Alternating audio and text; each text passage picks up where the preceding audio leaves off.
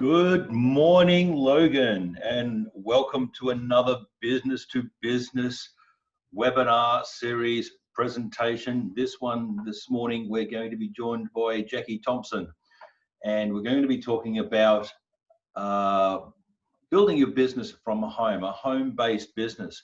And this is a special one that we're looking at because really at the moment, home-based businesses are really the flavor of the day, can we say. And I think, when Jackie first started writing this chapter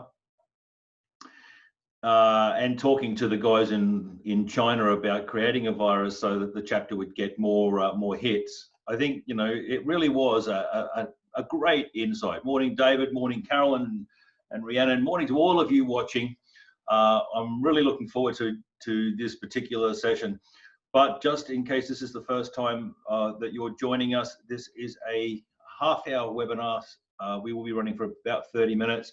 We do take questions. There's a Q&A button at the bottom. As I said, this is part of a series.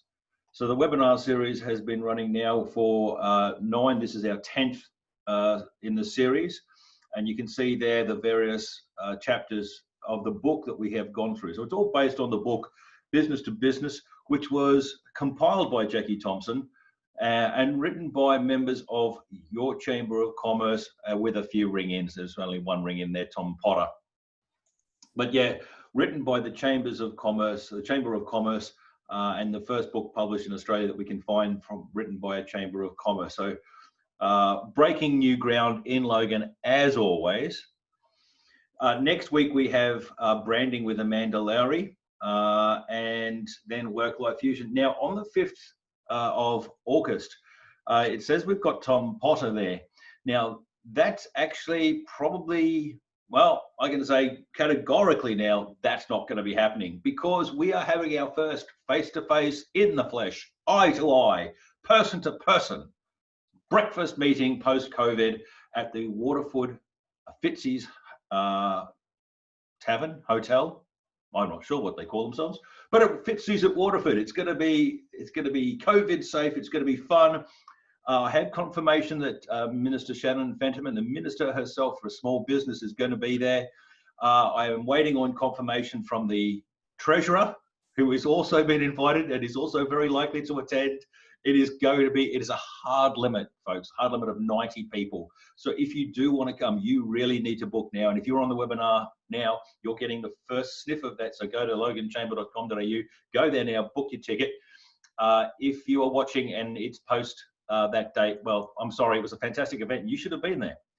All right, so next week we have Amanda Lowry. Now, as I said, if this is your first attendance at a business to business webinar series, welcome. Down the bottom on your toolbar, you should see a Q&A button and you can see also put questions up on chat. I'll be monitoring the chat and looking at all of that stuff. Good morning to Stuart, George, and a few others that have just popped on. It's going to be a fantastic breakfast to actually finally get together all together. I know the team are planning some extra special stuff. This is not one you're going to want to miss. Then following that in September, I'm just going to make that announcement now that we've got the Golf Day. And every year the Logan City Golf Day supports a charity. This year it is breaking down the digital divide. So during COVID, Substation 33 were reconditioning computers for families that didn't have a computer in the house. And they found that about 20% of kids that needed a computer in the home don't actually have one. And so for $100, the Substation 33 will put together a computer. They will load it with Office, load it with everything. Not only that, they've got a series of YouTube tutorials on getting started with that particular computer. Like, this is an amazing program. And the Chamber is very excited to be getting behind that. So all the proceeds from the Golf Day will be going to conquering the digital divide. But without further ado, because I've already taken too long, I'm going to bring in Jackie Thompson. Morning, Stuart. Morning, Jackie. How are you this fabulous cold morning? Oh, you've got help. I'm keeping warm. She loves men's voices. I think she thinks you're my husband, Stuart. So she'll come straight to a screen if she hears men's voices on the computer. Right. And she's a female cat, so, you know. Fantastic. Well, I'm going to jump straight into the slides. What's her name? We call her Missy, and we call her Missy Moo. She's the most naughtiest cat in Daisy Hill. Nice. All right, Missy Moo. Let's get your input. Not that one. There we go. All right. So I'm going to be running the slides for you, Jackie. So you just tell me when to move on. Wonderful. So this morning's discussion is around home-based businesses. For the last 11 years, I've been a local home-based business here in Logan, and I actually am a little bit unique because I have a cooking school. So had to jump through a few hoops and application forms, but we did it. And I'm the first to be licensed in Logan for a home-based business, and I teach classes and I bake beautiful cakes. Very cool. So the first question we want to ask is, when should we start? When are we going to be ready to start that small business? Now, like myself, I actually worked full-time as a chef, and when I emigrated from the UK 16 years ago, I couldn't really start my business straight away because we need clients, we need to create awareness, and I think that's a really good way of doing a home-based business, is to create awareness with our customers and clients before we start, so that we can see if it's going to be viable.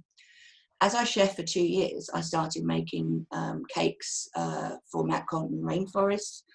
And back in the UK, I was already a licensed cake maker, but moving over to Australia and not knowing anyone, apart from the husband and my son, it was going to probably be difficult. So within 2 years, I built up a client base. All my cakes were made out of the licensed restaurant that I worked at. And that's when my husband gave me a push, because I was working both jobs. I was working full time, coming home, finishing off a cake, decorating a cake. And really my husband gave me that push and said, look, you're ready now, you know. So you've really got to know whether your business is going to be profitable as well. For many people, they'll take it as a hobby, then to a business, you know. So most people will test the water to make sure that it is a viable business. Home-based businesses generally will have less setup costs as well. So there'll be less money to pay. You'll also won't have rent to pay or commercial mortgages. And you also won't be tied to them, I suppose, for a 7-day operation if you only want to do 3 or 4, you know. So I actually think there's many benefits from working from home. And certainly I would say now with COVID that even some of the non-work from home businesses are becoming work from home businesses. So yep.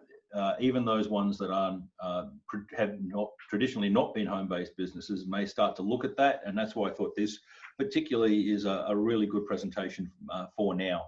Yeah, well, classic example is my husband's a fire door inspector, but all he's quoting for the last 8 weeks, he's been working from home. And I've been... So they just ship doors to him? Is that how it works? Yeah. But he works from plans as well. But yeah, and so most of his... And that's the great thing of keeping data. He can access all those dimensions and stuff. But for someone that normally would physically go in and measure all the door openings, they're just working from plans as well, you know. So the next thing, I think what we have to understand is that we can reach worldwide via the internet. For myself, I actually do lots of online tutorials. I have webinars, and I also have online tutorials through Vimeo, and I actually can upload documents to go with that. And I also private mentor one-to-one. So with the worldwide internet, we basically can be open to the entire world should we need to. And do you ship cakes and because I know you do cupcakes and other bits and pieces, you do a whole bunch of stuff. Do you actually find that the market is opening up for you to be able to ship that sort of stuff, certainly around the country? Yes, I do use some couriers, but what's interesting, especially with the COVID, I've had a lot of overseas parents and mums ringing me up from Canada and all different places, because a lot of the children, or if they're teachers, they've not been able to leave the country, and so their parties are now they're having to have their parties, obviously, their events here. So I did a big delivery up in Jimbooma to a big school up there, and that was from an order from Sweden, you know. And the guy found me on the internet, and that's why it's so important to have a listing on Google so people can find you. So, and also have placement on that Google map, you know. So when people are searching for that area, and I use keywords on my website as well, which is really important. So that's gave me those orders, you know. So it's necessary, you know. Yeah, for sure. So the next thing is, what is the type of business you want to do? So online business as well as service-based businesses. So you can do tutoring, you can do coaching, e-commerce. Some people just have online shops. Some people use Etsy. Some people use Instagram, Pinterest, Etsy. So an Etsy is a platform to sell craft-like things. I have a lovely friend, Christine. She has a business called What a Hoot, and she's a hoot, but she makes beautiful macrame. She's a beautiful artist. And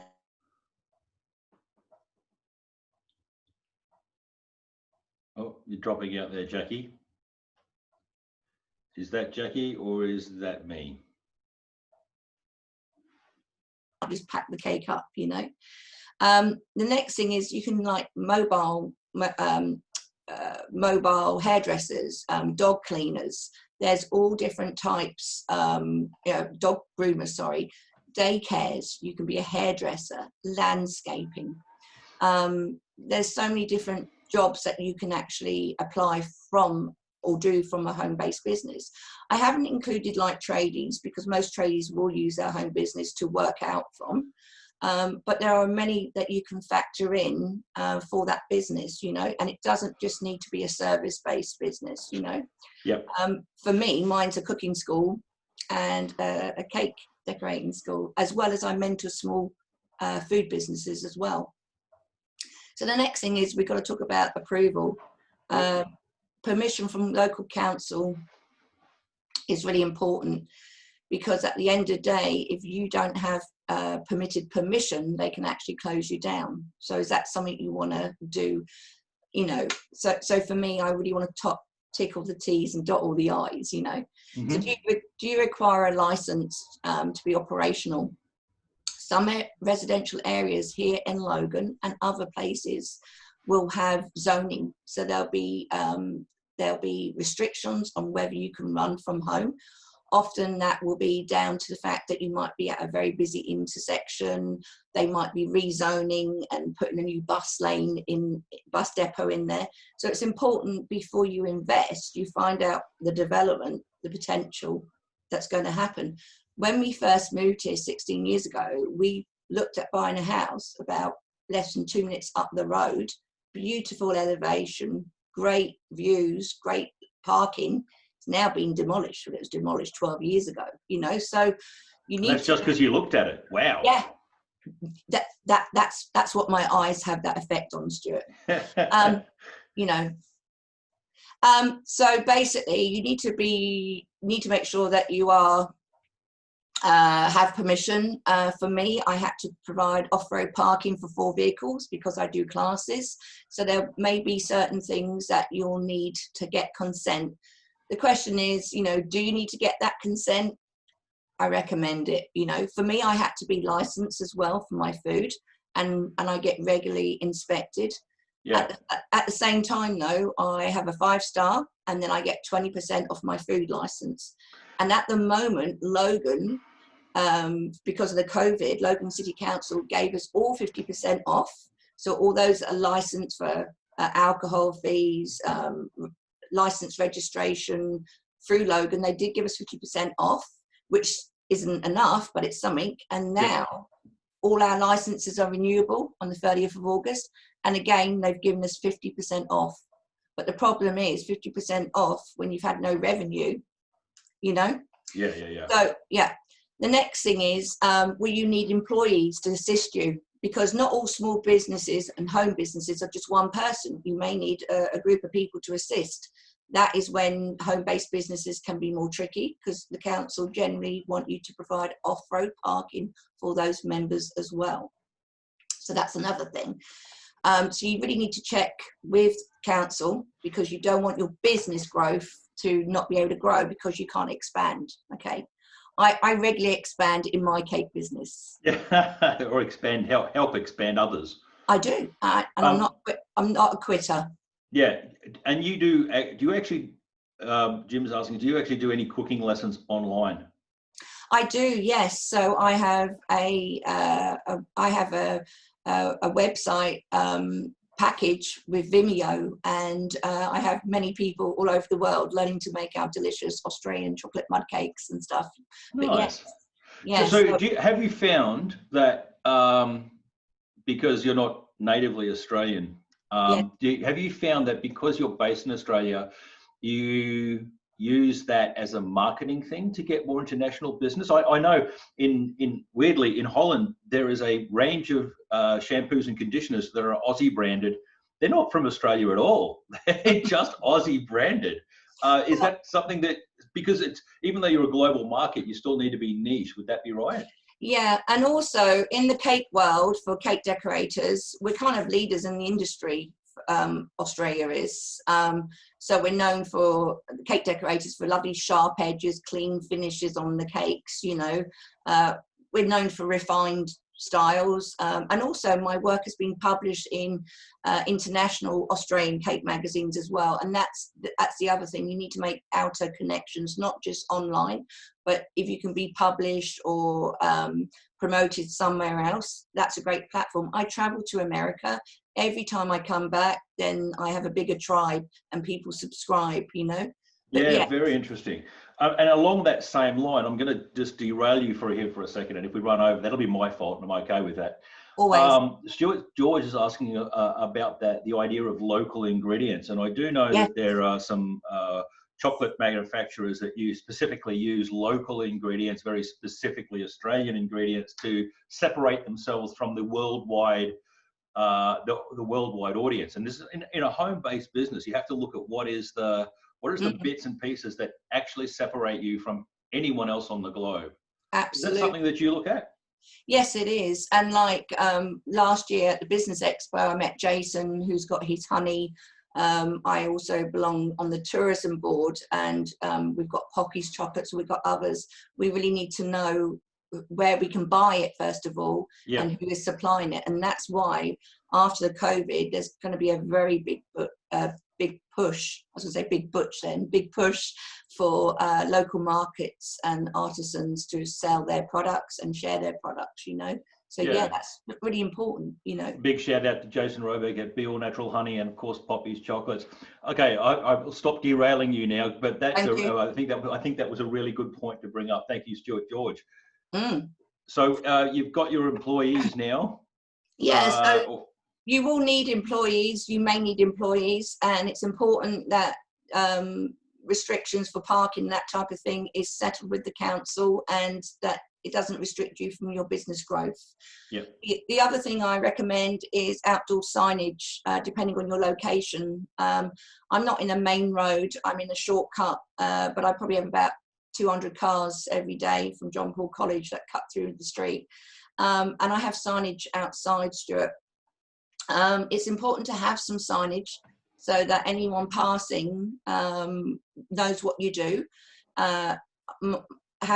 Mine actually says by appointment only, because I never have people that just turn up. I don't know who they are. I need to screen them because of COVID-19 anyway. I wouldn't allow them in anyway. But at the end of the day, you have to think about your safety as well. But advertising is really important to have that, so that people do see it, and then they'll say, oh, I saw that cake maker. Oh, I saw that guitar tuition.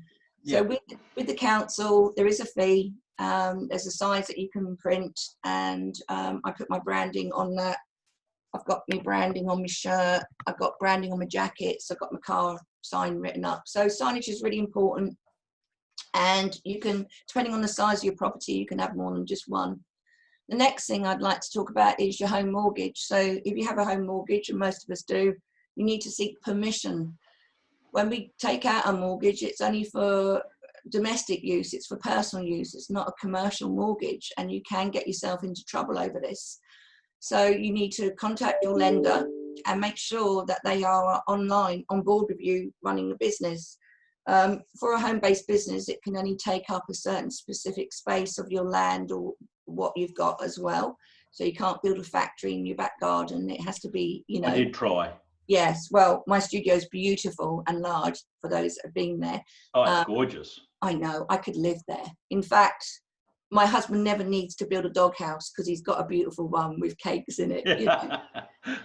So you need to make sure the mortgage company knows what you're doing. They also want to know what the risks are. So like, I've got smoke alarms fitted everywhere, but they also want to make sure that your business doesn't impact on the property, because at the end of the day, the property is theirs until it's paid, if you know what I mean. So this is something that I hadn't come across prior to reading the book.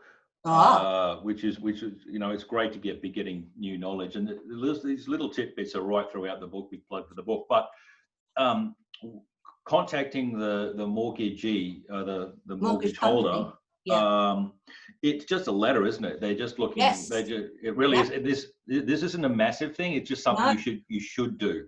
Yeah, and I just rang them up, and I'm with Bank West, and they said no, that's fine. And I have separate insurance as well, because we'll talk about home insurance, because our home insurance doesn't cover us for our work. It doesn't cover us for visitors as well. So the next thing is rental homes. So a lot of people are nervous, especially if they want to get food license. They go, oh, but I rent and I'm ready, you know. I said, you need to make sure, because when we rent, that is again for only our personal use. It's not for business use, okay? So, but I tell people not to worry, contact the agent or the landlord and speak to them and say, look, you know, I'm planning to run a business from home. As long as it's not an angle grinder or mechanics that's going to create havoc and all the neighbours, you know, because that does happen. I'm having fire doors shipped to me. Yes, flat packed. Flat pack, nice. And we've got a very large letterbox, Stuart. Oh, yeah. So you need to check with the landlord, and realistically, if you're going to be renting, the fact that you may want to rent long term, that's going to be a good thing for the landlord, because that's going to be a long term rental instead of you renewing every 6 months and every year. So if you were a rental owner and you were letting out, a long term lease would be a great thing, you know, providing they're great clients and they're paying, you know. Yeah. So don't think of it as a bad thing. I possibly just don't encourage the hydroponic growing of small weeds. No, it's funny, when we were looking at houses to buy, the amount of houses that we went into that had locked bedroom doors that we couldn't go into. Seriously. All right, so setting up. Yeah, set up costs. You can't get away from these. You need to register your business name. At the same time, I always say, make sure you can purchase your domain name. And because you want everything linking back, you don't want to be called Jackie's Cakes and then Contemporary Cakes. You want to make sure. So before you register your business name, check the domain. I always say, be specific what you do. You know, don't say delicious delicacies or whatever. Be specific what your business does. Also think of it in an alphabetical way. You know, don't be called Zebras Tarts or whatever, because that'd be at the bottom of the alphabet, you know, for Google search. You know, try and think of names in the top A to F, I suppose. You know, you need an ABN, you need your license and permits and certification. So if you're deciding to do something that will need a certification, you'll need to get that. Public liability and insurance. So when you go out and about in your business mode, you'll need to make sure you've got public liability, and also public liability if any accidents happen, if you're doing a one-on-one and someone's coming in for some coaching. So you need to make sure you have that cover. Your vehicle. So your vehicle for business use is very different from personal use. When I rang up my insurer, a couple of things changed for me. As a chef, I had an extra loading premium on my car insurance, which I never knew about because I worked in licensed premises. Although I don't drink, well, I can't remember, but because I don't drink, there's a risk when you're working in a licensed place because of, you know, drink drivers. As soon as I changed that, my premium came down because working from home, I wasn't traveling to and from work.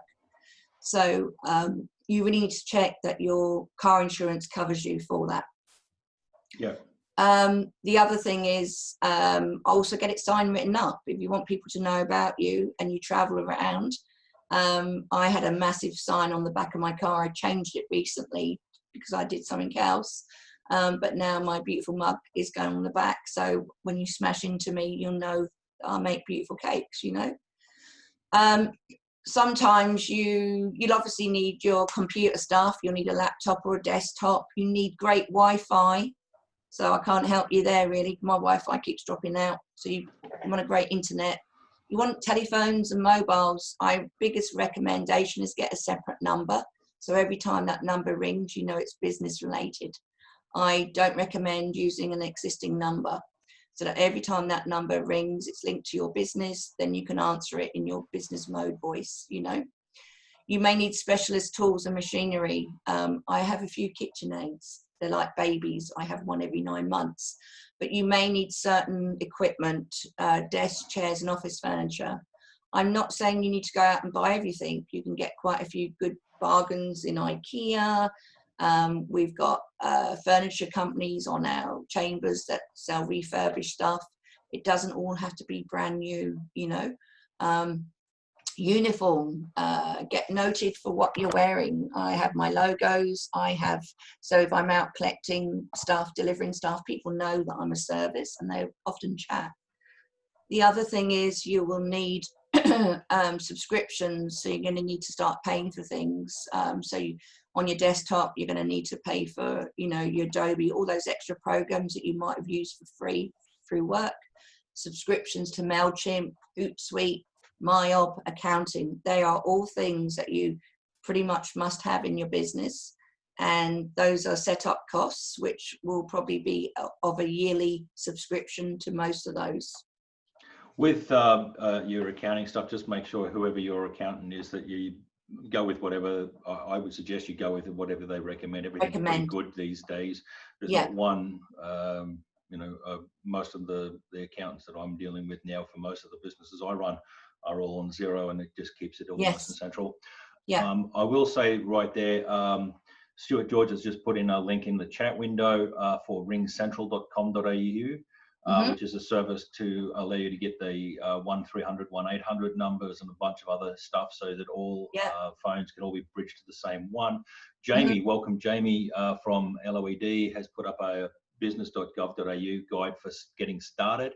And there's some good name check ones. There's namecheck.com that Stuart's reminded me of, which is a very global one. But then I always check ASIC and do an online search for the company names and registrations. Me too. If you're getting started, that's probably your first place. Make sure you can get the local name.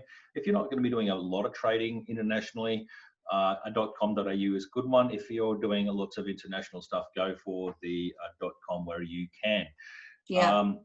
More considerations, Jackie, because I know we're getting close to time now.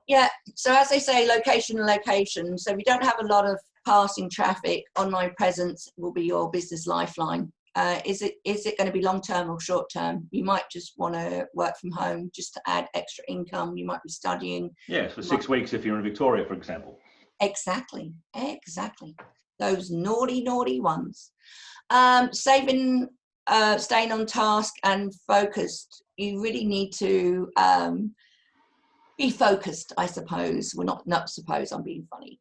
You need to have discipline. You need to be able to go and work and be motivated by yourself. So the next thing is really you need a business plan, and then you need to have that in place, and you want to look at it every couple of months and seeing what needs changing and are you on track. You want to get work-life balance. So can you achieve that balance? The other thing I always say, the reason why I did it was my son was only 11 when we moved here, and then he was 13 when I started my business from home. I really recommend not starting too early, because often those children grow up so quickly and then they don't need you. So for me, that was part of the reason why as well. I wanted to be home more as well. But the other thing is, can you get a balance, you know? And if you have a family, are they going to be left out because the business is going to prioritize? So that's a major problem for home-based businesses. Also, the amount of work. You're not going to do the same amount of work that you used to do. You're going to do more, you know? And people go, oh, I thought I was going to work for less, but generally you're going to do more in the first years. I do tend to find you're more productive though. Yes. If you've moved from a environment where you can control a little bit more, and there's less travel time, I do find you can be more productive eventually if you're focused, as you say. Yeah. So the structure also, you need structure in your running day to day. Otherwise, you can waste a lot of precious time. And then at the end, at the end of the day, that's not going to benefit you or your family or your goal, So the next thing is the planning and structure or roadmap. I recommend having a business mentor. There are many, we have many in the chambers as well, but I think you need, personally for me, working on my own, that's something I used and it benefited me. So you need to create a business plan, a working plan. You want to identify what you want to achieve. So for me, I wanted to write some books. I wanted to travel and teach and be paid. And I got all those things, but it was dotting up those connections. I also got published in Cape magazines, which created more awareness about what I do. So that opened up the doors for the invites, So you need to look at the bigger picture of where you want to get. How much do you want to spend as well? Not everything has to be brand new. Obviously, all my ingredients are brand new, but my equipment that I've bought secondhand and I've upgraded it. So don't go too crazy with the money and spending. You also need to set yourself a timeline so you can be accountable for what it is. And your business plan can turn your ideas into a real business reality. You need to understand what you want to achieve. You want to also not be doing everything just to be focused. So my key focus is teaching and making those cakes. You want to work out and prioritize your tasks. You want to prepare for obstacles, because there will be life obstacles, medical obstacles, lots of obstacles. Plan for growth, and also work out who your competition and what's your point of difference. As you spoke about your this is all stuff. This isn't specifically home-based business stuff. This is just basic stuff. So we're gonna move through a little bit quicker at the moment. Flip a little bit. You'll get. Make these slides available for all those that are watching. I'm getting some good feedback at the moment from for people talking about GoDaddy and Xero and bookkeeping, but. So next thing, advantages. There's a flexibility of working the hours that you want around your family. Do you want to work 10 months of the year and then go off to Europe for 2 months? You can have less travel back and forward. On average, we spend 14 hours, they reckon, traveling to and from work, obviously depending on your distance. So that's reduced. You're going to lower your overheads from working in a commercial property or rental. You're going to earn more money than when employed. That was my aim. Better work environment than your previous workplace. And that's what many people are telling me because of COVID. They all love working from home. There's no nipping in the office. Everyone is just, and I think many people are going to be disappointed going back, Yeah. Part-time or full-time, you decide. A quote you should always think about is you can work the business part-time or full-time, but not in your spare time. So you're the boss. You need to determine exactly what you want to do. Disadvantage, there are a few. So there's no clear separation from work and home. I'm fortunate I have a separate studio. Once I close that door, I'm back into my home.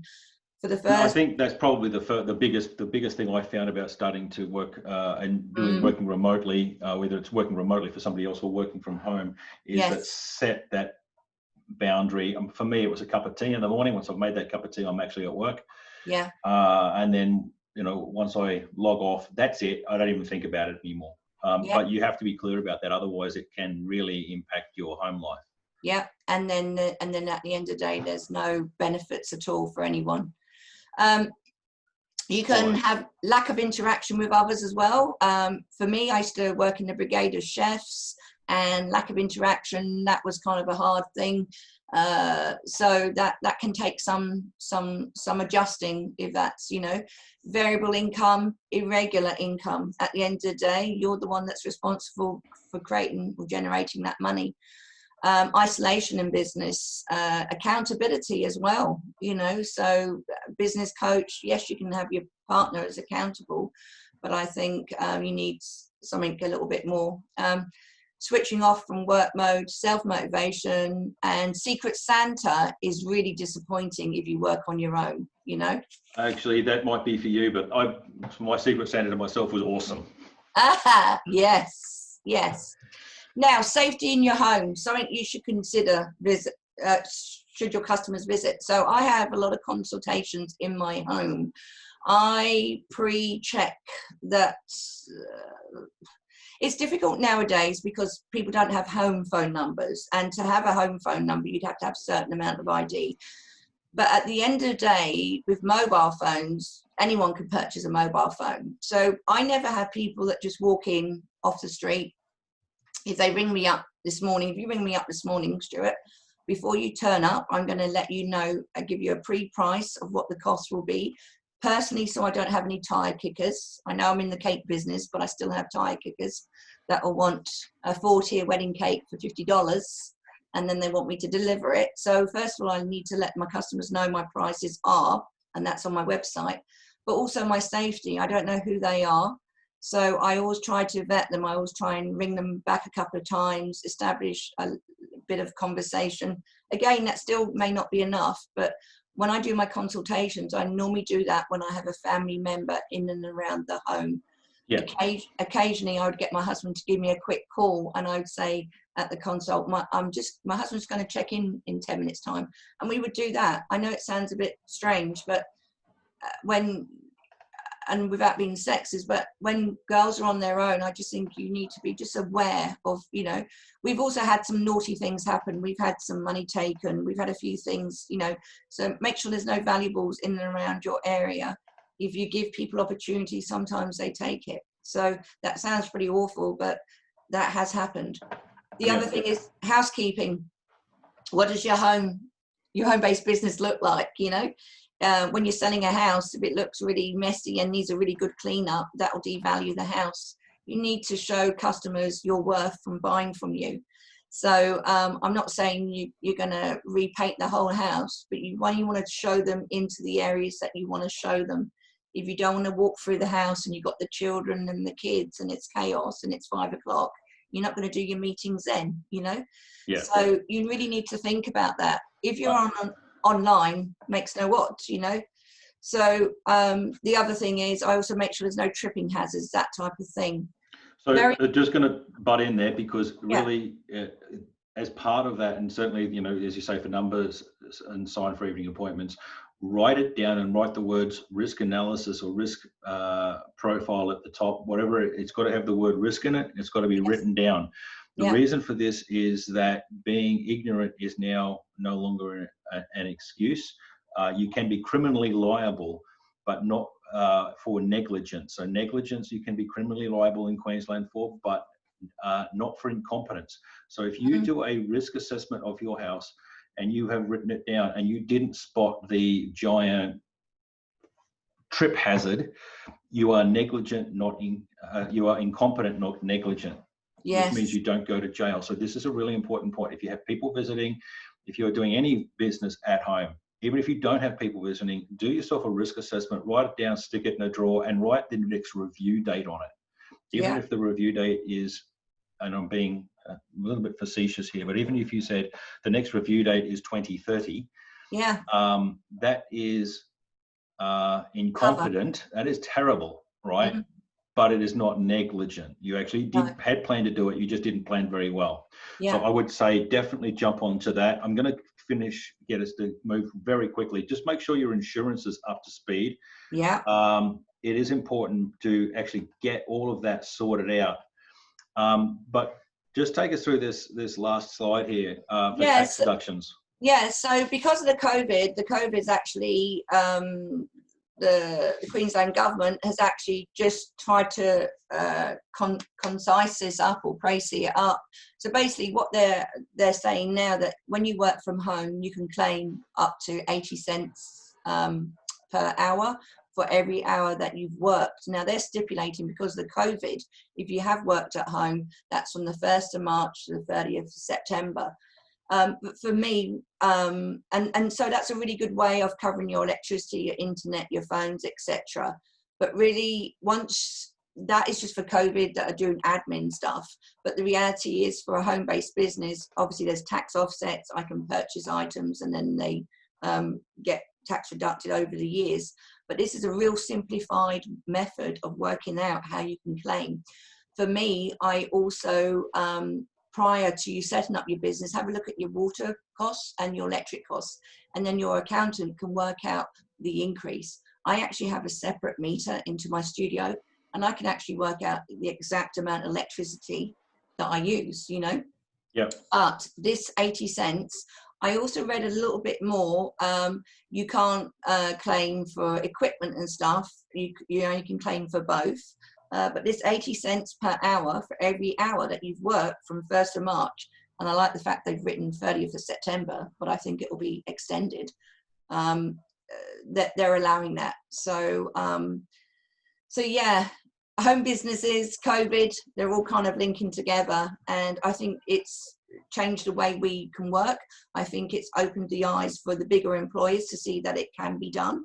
And I think home-based business now is just going to be a bigger percentage of the way we run businesses prior to COVID-19, you know.